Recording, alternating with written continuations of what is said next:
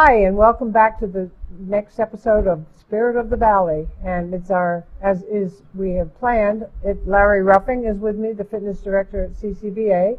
He's our monthly co-host, so it's the Larry and Judy show every month. And we basically focus on fitness or just wellness in general, because there's a lot that can be said about fitness that involves not just sweating. So we thought today, since we've never done this before, you are our guinea pigs. We would like to show just a few exercises that can be done in your house or in a hotel or someplace. There are plenty of you out there that don't care to join a gym or cannot join a gym, don't want to. And there still are some very inexpensive little pieces of equipment you can use that you can get at your local department store.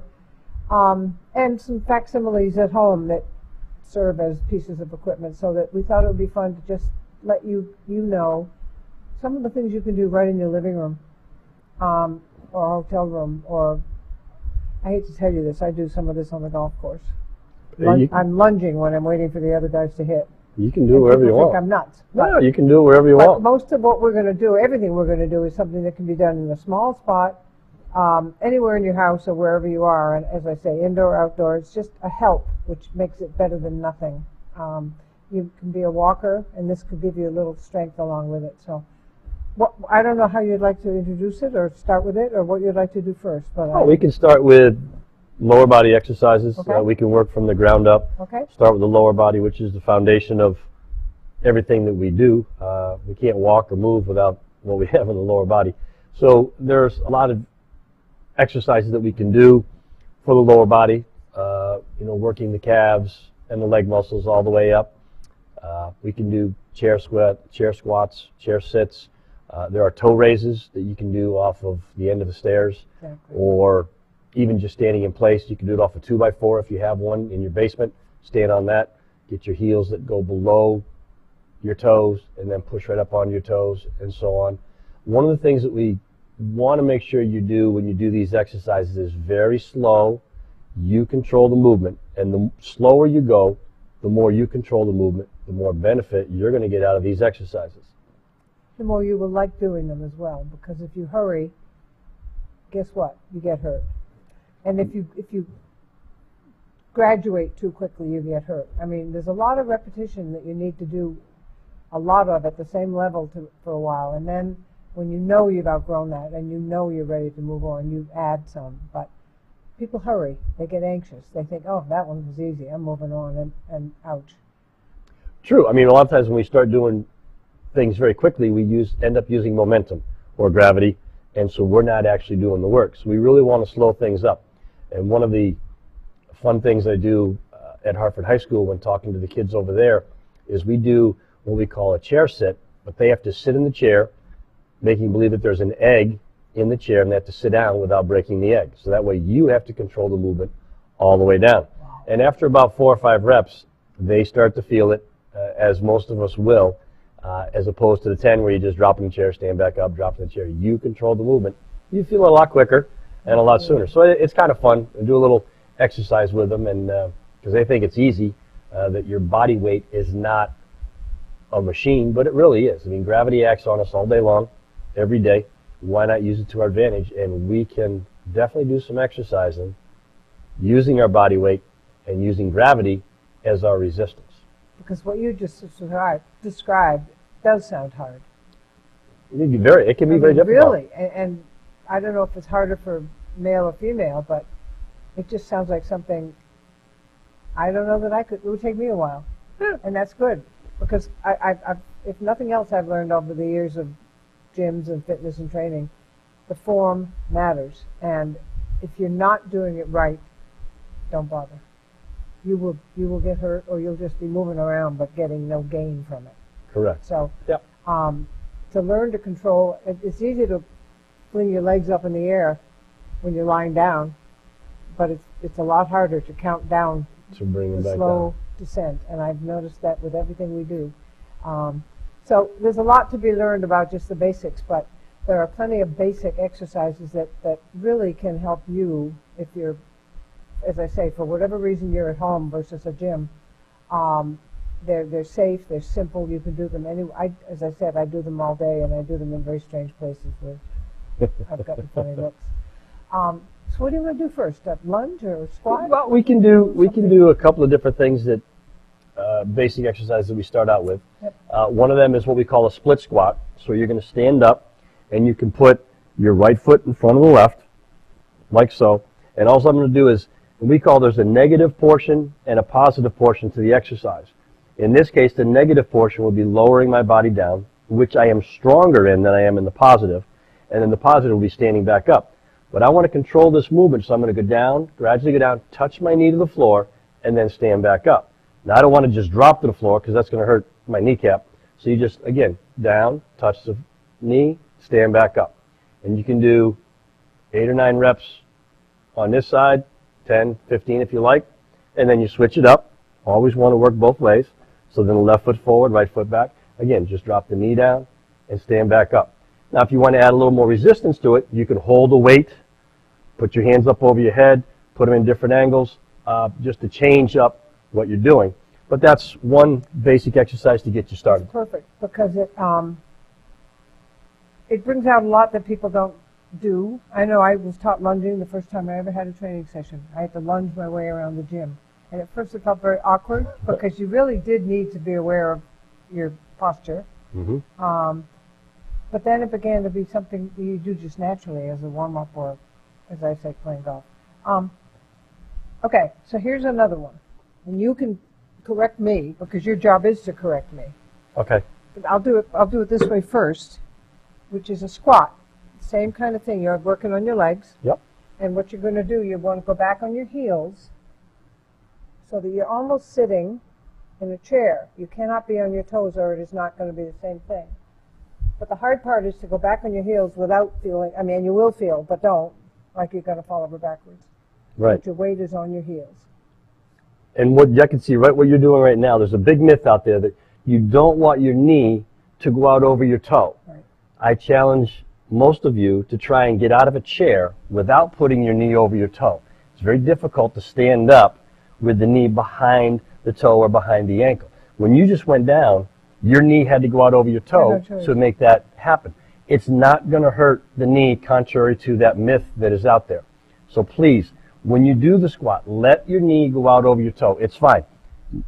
Just like Judy is, that you can see the knee is definitely out over the toe. In order for me to be back on my heel, I almost had no choice but to be in this position. If you were to move your, correct, and if you were to try and put your knee back so it wasn't over your toe, you wouldn't be able to stand up, you would fall over. We don't have the strength to hold the body up that way, and that's part of the balance factor, that you want to allow that knee to go out over your toe.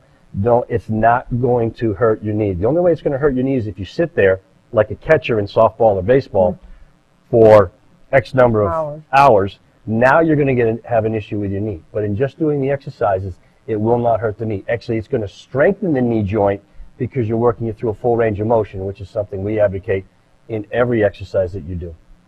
Okay, then one other way to, we'll take turns. One other way I've been taught over the years, and this is a 5-pound weight, which is a good place to start, but you can graduate up to 35, 45, whatever. But this just makes it more of a drill, because to come up, now I'm coming up with 5 extra pounds. I could be coming up with 20 extra pounds or 40 extra pounds, but it just adds an extra bit of resistance, an extra bit of strength that makes that drill even stronger on your legs, or makes your legs stronger from it. Correct. And that's a fun one, because it doesn't make it any harder, I don't think, but it makes it just a variation, which we all like in exercise. And one of the other variations you can do too is if you have a hard time holding the weight this way, you can always hold it this way, and you're still doing it. You can interlock it between your fingers like so, and as you go down, I want to use that as my mechanism. I'm going to go down till the weight hits the floor, and then stand back up. And you have a guideline that way. You have a total way of knowing how to, when you got to stop. Yes, absolutely. But this will also help with your posture, because now if I start to lean forward, the weight becomes further out. It makes it harder on my lower back. So if I keep it in by my body and go down nice and easy, touch the weight, and then stand back up, it keeps me a little bit more in line. So you're keeping everything close to the body the way you would with a regular one. Yes. Whichever way you want to hold it. Right. And then you know, as we said before, you do lots of those. I mean, you do several of those for several days before you graduate to another one. You know, you really have to be careful that way. Yes. But it's just a variation. I think it just adds an extra element, but it's a little bit of strength to make it a little more challenge than when you're doing them empty-handed. Yes. There was another leg. Oh, your turn. My turn.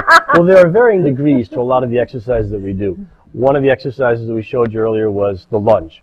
Now, you can do it with both feet on the floor, or as we graduate, like we talked about, the progression can be, now I put one of them off the floor. So if I have a chair, this one's rather high, but you can still do the same thing. Now you put your toe, the back of your foot up on the chair, and now do the lunge this way. So now you're basically using more of the front leg for the exercise. The back leg is helping you with balance. You will notice you're going to get a great stretch in this thigh, the back one, as I go down, but I'm using the front thigh to really push myself up. So again, I may want to do 10 reps on this leg and then switch it, put this foot up. It just adds a little more difficulty to the exercise, down and then back up. It will help with balance, core strength, because you really need to use the abdominal muscles here to make the movement happen. You're also going to get great glute work as well as the front and back of your thighs. And we always have to remember, I've been known to forget that we have two of each limb. Yes. You get one done and you're Here's exhausted. one on each side. Because that does touch both legs, and you think, oh, phew, glad that was over, and then someone says, other leg, and you think, oh, shoot, I might have been happier born with one. Another thing I keep one of these in my suitcase. This is a very simple band. You can buy them anywhere along with simple dumbbells. And when you are on the bands, I've got it nicely snarled, you can do it with 1 foot or two. Two makes it slightly more difficult. But if you want to do bicep curl, there's what you can do. You do them with dumbbells normally, but you can do them with anything, soup cans, anything that has enough weight to just feel like you're doing it. But this thing is so, yeah. Stay right there. I was just going to say, and as you notice, Judy's doing this through a full range of motion. The arm, the elbow is staying right by the side. The shoulder's not moving, elbow's not moving. We're just moving from the elbow down. The hand does not come above the shoulder. So we're working purely the bicep or the front part of the arm. But as you notice, she goes all the way down, all the way up. We're getting the full stretch and then full contraction. And one of the pieces of advice we like to give a lot of people is to say, the more stretch that a muscle has or more flexibility, the stronger it can contract. So we want to make sure we do that exercise through that full range of motion. It will now be able to contract stronger, but it's also going to help your balance if you have the range of motion plus strength through the full range of motion. It will also cut down a little bit on possibility of injury because you're not working one area more than the other. You're working the whole muscle, so it will be strong from start to finish and not just strong in the middle. Like you see a lot of people do curls this way, so you're working it a small range of motion, a small area. True. Which doesn't give you, well, it gives you half the benefit. It gives you half the benefit, but there's absolutely. no point in doing it that way. No, that's why we always do things full range of motion, nice and slow, nice and controlled. You control the movement, not the resistance or the weight. To show you the versatility, you can tell me what this one is doing and called. You can come out. That's a lateral raise. So we're working. So you're getting the upper, just below the shoulder. Yeah, the shoulder. We're working the medial or middle head of the shoulder, the deltoid muscle. Deltoid. You can do biceps this way. Reverse. So you're working the long head of the bicep as well as the front part of the forearm. Triceps are harder on this, except you can on a less resistant band. You can come up. You could. I can show you an exercise with a dumbbell. I'd love to have you. That's easier. Oh yeah, as well. That's better on a dumbbell. You can do the dumbbell one, right? But this one, you can come up this way. The upright row. Okay. There's regular row. You can sort of get over in a little flat back position with your knees bent and row like that. You can put your feet farther apart and get much more resistance. But there's varying degrees of band resistance you can find. But rowing is great with this or a dumbbell. Correct. I love rowing. I think people do. I'm not sure if this one won't let me go well. It's tough. If you squat down, you could, or if you kneel down, you could do it from the kneeling position on the floor. If There you you want to. There you go. go. So you're doing like a chest press. I guess you could come back a little. And there's your tricep exercise right there. So it's a very incredibly versatile piece of equipment for very few dollars. But I literally take one in my suitcase, so if I can get nothing else done on a trip, I'll do that. Well, there's a lot of things you can do right out of the chair with these as well. Every exercise that we just talked about, you can do sitting in a chair. You can just put your feet on the floor, and as you're sitting there, you can do the same exercise. I can push up overhead. One of the other ones that you can do that's hard to do from a standing position with this is if I wrap this around the chair. There you go. And slightly lean forward, I can now do a chest press because I can just push straight. Whoop, as long as it doesn't come up. If Maybe I sit it goes under your arm. Well, can it go under? Then you can. But if I sit right back and leave it here, yeah, like that. And like you said, if I go lower, it's not going to roll up. So now I can just push straight forward and get the chest exercise that I want as well. And then you can do varying degrees. I can push it. You may not want to push it up too high because it'll snap up. But if I can keep it back there, I'll just get that exercise as well, which is different. I just find it's an amazingly versatile thing. Oh, it is. For very little investment, but it goes everywhere you go. So you can wrap it around your foot, and you can do 1 foot like you pointed out. You can do 1 foot and do curls. If you want a little more resistance, you pull your feet out and widen it so you're pulling less of the band, and it becomes tighter as well. Look at him as if he was in a wheelchair. You can do any move. There you go. I mean, there's no one that can't use this piece. No one that can't use dumbbells. Correct. In any kind of health condition they're in. One of the ones, and I don't know if this chair is too high. Is another tricep. Bench dip. You put your chair dip. I do it side. Well, I don't want to do it. You can see my hands are my palms are on the edge of the chair, and you can just go down and up as far as you can go, down and as far as you can go up, and I can feel that in my triceps right this second. And triceps to the back of the arms. Yeah, and it's an amazing drill. A lot of people. I remember having a program once where I used that as part of a warm up. All of these things were actually warm-ups when you get on to heavier duty things. But again, there's a chair. Who doesn't have a chair? What were you going to say about calf raises or something? Well, the toe raises, you can do it if you've got a 2x4 or even a set of stairs. You can do it off your steps. You just want to make sure that your heel goes below the toes, and then you push right up so you're standing on your toes. You can do it on the flat ground, but you're only getting half the exercise. I just push up on my toes and then back down. If I had something underneath my feet where the heel could go down below, I get that stretch in my calf and then push back up. It just creates a greater range of motion. I find I do them on the flat part of the spinning bikes, on the front bar. It's amazing how funny, how easily, because every part of you, if you can work every part of you without leaving home, not that we encourage that because we love to see you some other places, but there are times that can't happen. There was another.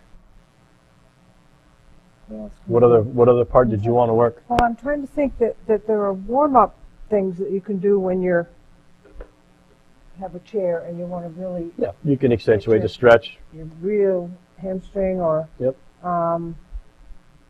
I find I can do those on stairs. Yes. As well as sometimes the chairs just aren't right, but I mean, there are things to be done. I hope my backside looks as good as I think so. There are plenty of ways, and I think I've been to different panels where people, for whatever reason, can't get out.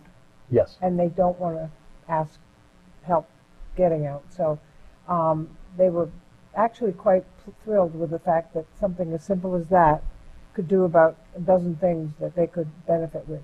And I think that to say shut in, I don't even like that word.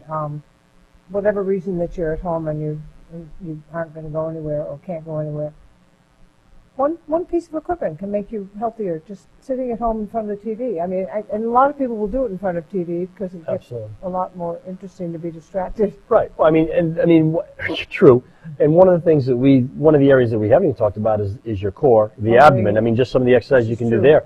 But oftentimes we'll ask people to do what we call planks to do it for the length of a commercial. If you're watching television, you get out of a chair, It's get on the true. floor, you just hold a plank, whether it's in a push-up position but you're not actually doing the push-up, or you do it on your forearms, which case I can show. And they're fun. Yeah, they I are. mean, They're I'm a one lot of the fun. crazy ones that actually enjoys them.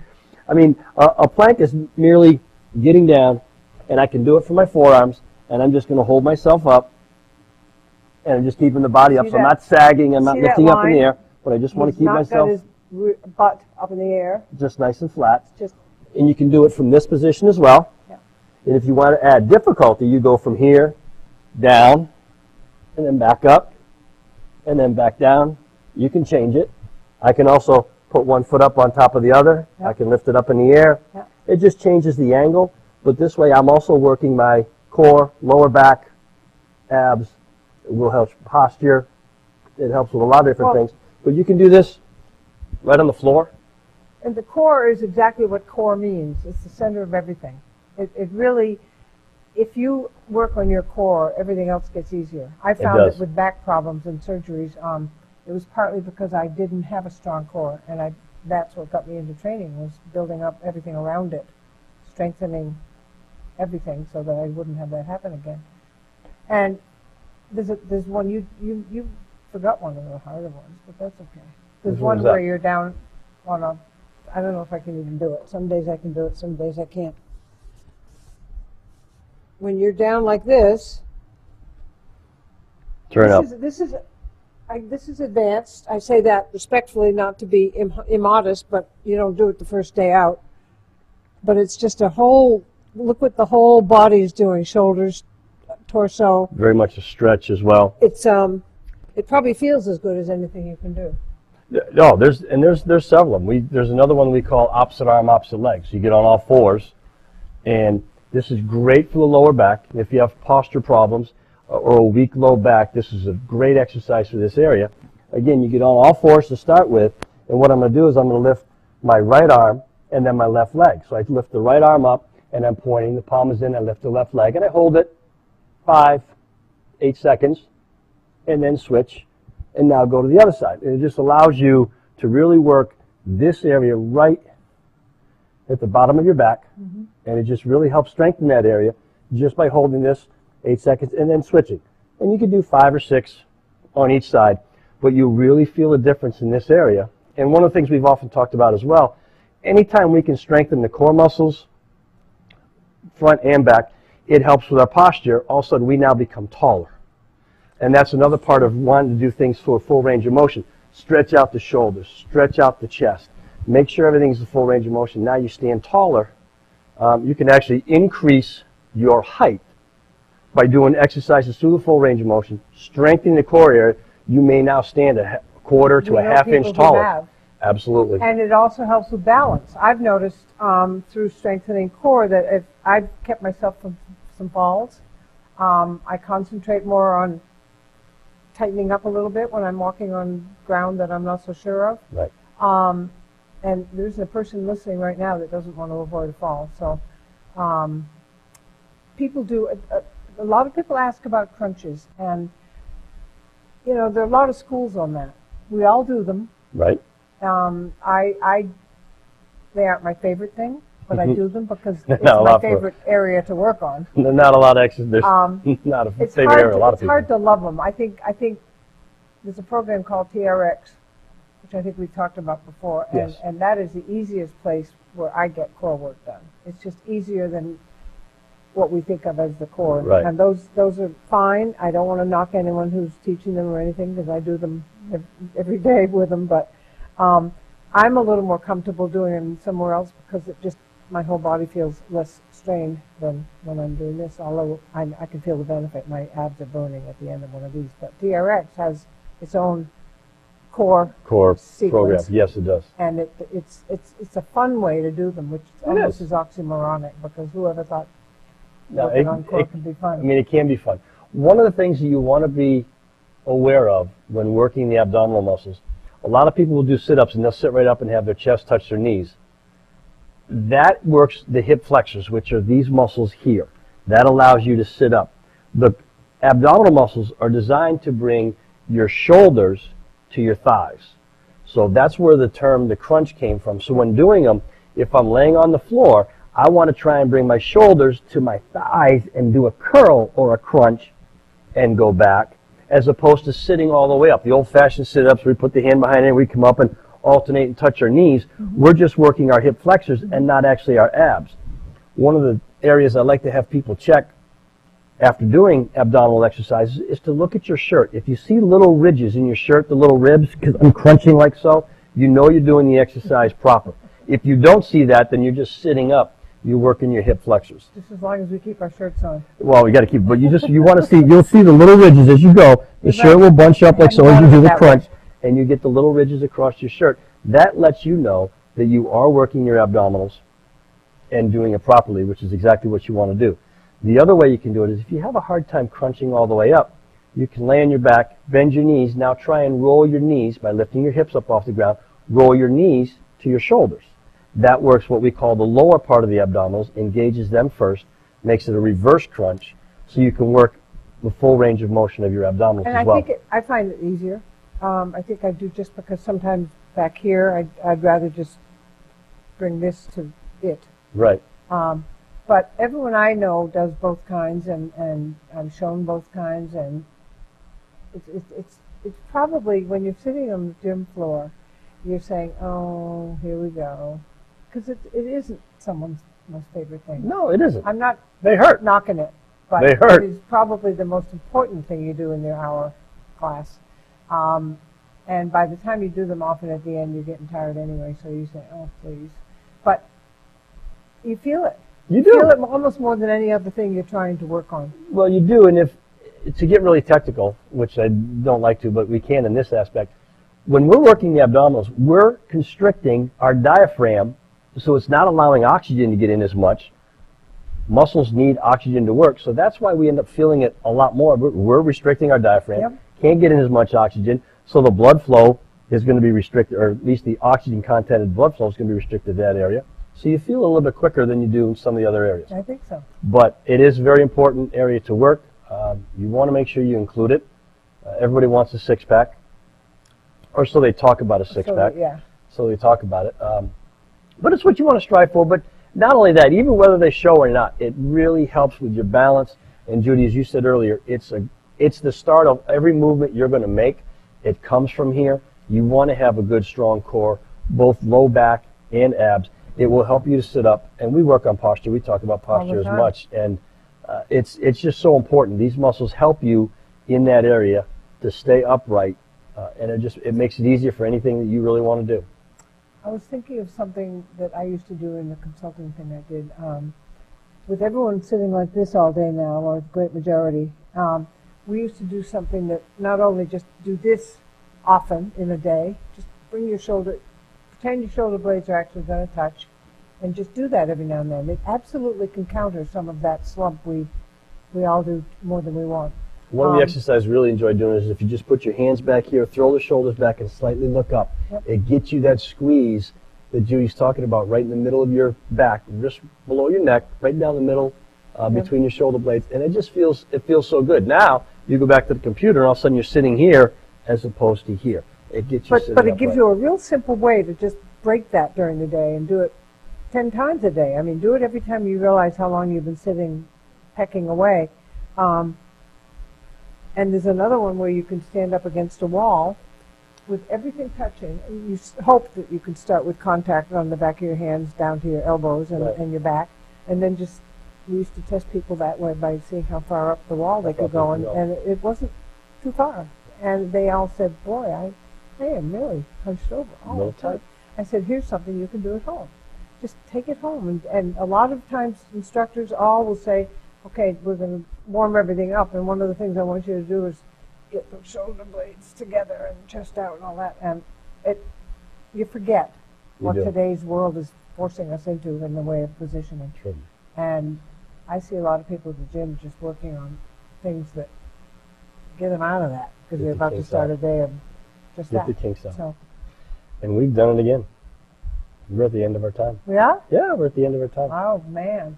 Oh, we're something. No. It flies. It just flies. It really does. You know what's fun about it? Number one, I'm really glad we had a chance to do some of these, because I think there are a lot of people who would love to start doing something but don't know where to do it or how to do it.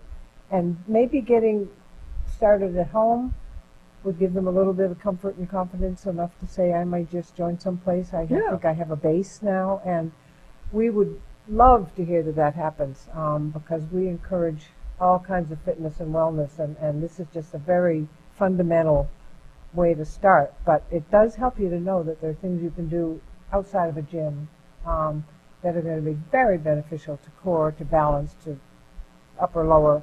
There are a million things we could do, and we may have to slip one of these in another time, because I'm already thinking of things I wish we'd done. Again, my buddy, my monthly buddy, and it's great fun to do this with you, because you know what you're doing, and you've got a whole crew of people that know what they're doing, and we do. If you're going to learn it right, and don't have to have a lot of things undone later down the road, or get injured because you have not followed someone's advice. A little help is a good thing in this world, but at least now maybe you have a few things you can try, and if you feel like it, come on in and get some more help. But Larry, thank you. My pleasure. We do have fast half hours together, and there's no end to what we can talk about. And wellness, I'm adding wellness in general on the show, so that I'm getting a life coach who can help us unclutter not our addicts, but ourselves.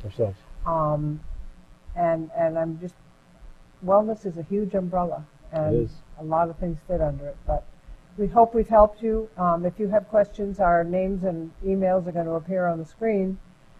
And please, we welcome questions. We will answer them absolutely at the next time. And we really mean that. We want questions. And if you want a topic of a show that you haven't seen yet or have been wondering about and haven't got someone to ask, please get in touch with us. We welcome it. And for now, I'm going to have to say goodbye, and thank you again to Larry, and I'm glad you're here, and I'm glad you're my semi-month co-host, whatever you want to call it. But thank you all, and remember to go onto the website, and I've got directions, I think, from our new wonderful Angelina, who, when you get onto the homepage of CATV, you can go down to the lower right corner and see a little blue V, and it's called Vimeo, and you'll get the archived stuff that way versus the old way, and the clarity of it is unbelievable. It's a beautiful picture. I watched Patty's last night, and it was so much clearer. It just looked wonderful. So Vimeo, there's a little V on that homepage. And most of what a lot of what we've done is there. All of it will be eventually, and the old will become obsolete. So look us up one way or another. I try on Facebook every day to get the topics on, and you can then spread them to your Facebook people, and on we go. But I'll keep you in touch as best I can. Larry, thanks again. My pleasure. It's my pleasure too. See you all next time.